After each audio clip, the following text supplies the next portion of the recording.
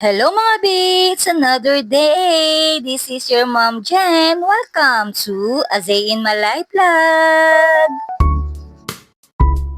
For today's vlog, andito tayo ngayon sa Barangay Kaingin ng May Kawayan City. Tayo ay magkakaroon ngayon dito ng ALS Mapping. Mag-house to house po kami para hanapin at maabot ang mga out-of-school youth o adult na gusto muling makapag-aral. Siyempre po, sa pag-iikot po natin dito sa Barangay Kaingin, may kasama po tayong isang kawani mula sa barangay. Si Ma'am Jenalyn po, ang BPW ng Barangay Kaingin. Salamat po sa pagsama sa amin. Sa ngayon po, ang una po natin pupuntahan ay ang Kanluran Kaingin. According po kay Ma'am Jenalyn, dito po ang mas maraming mga kabataan na hindi po nakapagtapos ng pag-aaral o nakapag-aral man lang. Kaya po, dito po muna kami iikot at samahan niyo po kami. Sa pag-iikot nga po namin dito, marami-rami rin pong mga kabataan na hindi po nakapagtapos ng pag-aaral na gusto po muling makapag-aral. At may ilan din pong mga kabataan na hindi po namin nakumbinsi kasi may trabaho daw po sila. Sa paglalakad po namin, napadpad po kami dito sa part pa rin po ng Kanluran Kaingin. Kung saan po, meron din po mga ilan na kabataan na nagtatrabaho po dito. Itong napuntahan po namin na lugar ay parang junk shop po na kung saan ay bagsakan po ng mga kalakal. At dito nga po, ilang mga kabataan na lalaki po ang kinausap po namin dito kung gusto po nilang mag-aral ng ALS. At ilan nga po ang nakumbinsi po namin. Salamat po. At dito naman po, tayo po ay maglalakad papunta na po ang floating area. Dito pa rin po sa Barangay Kaingin. Sabi po ni Ma'am Jenalyn, kaya po tinatawag na floating area ang lugar na ito kasi po parang lumulutang ang paligid kapag baha doon nanggaling yung bansa.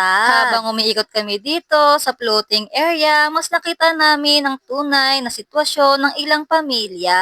At hindi po namin ine-expect na may ganito pong lugar dito sa May Kawayan City.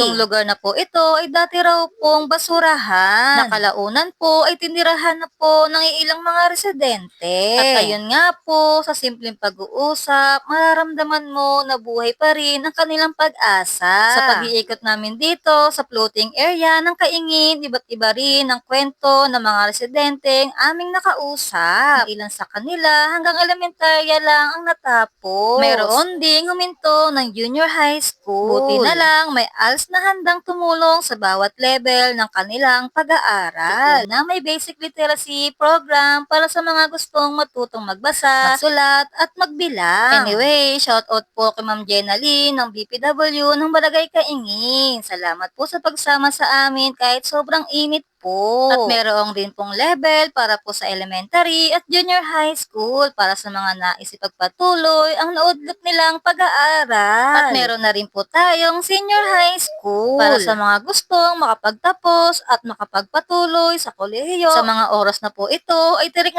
na po ang sikat ng araw. At dahil natapos po namin dito sa Kanluran Kaingin hanggang sa floating area po ay babalik na po kami sa Barangay Kaingin. Dito namin mas na-realize na hindi hadlang ang edad, kahirapan o maging sitwasyon sa buhay. Dahil habang may pagkakataon at may pangarap, may pag-asa pang makapag-aral muli. At dito nga ay pabalik na kami sa Tugatog Elementary School. At tamang-tama po ay meron pong sopas. Inaya po kaming kumain dito.